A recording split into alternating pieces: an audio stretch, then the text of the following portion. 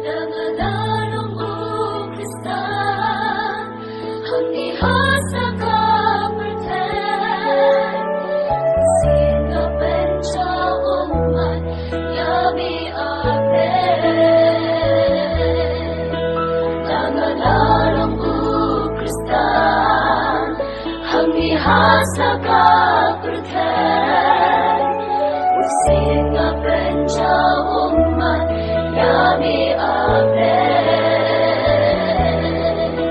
Aki cinta syai babon Nilaham nami atran Singin masisya bangkan Singin bajana Topen temai bon Lumesin jong betran Topen temai bon Di bye-bye Topen temai bon Lumesin jong betran Topen temai bon Di bye-bye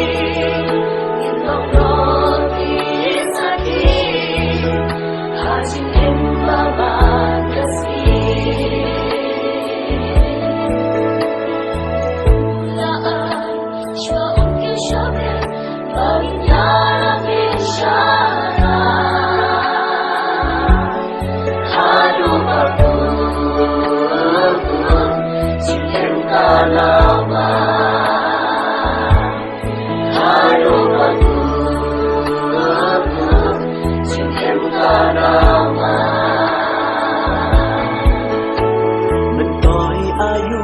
ngin yo ya ka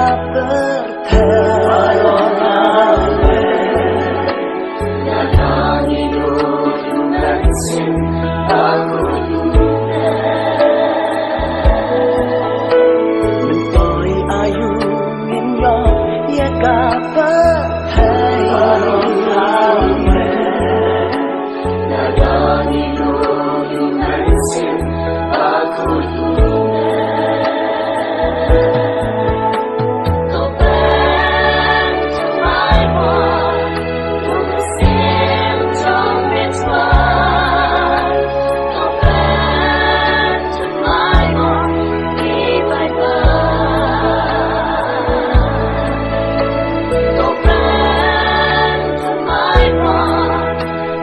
See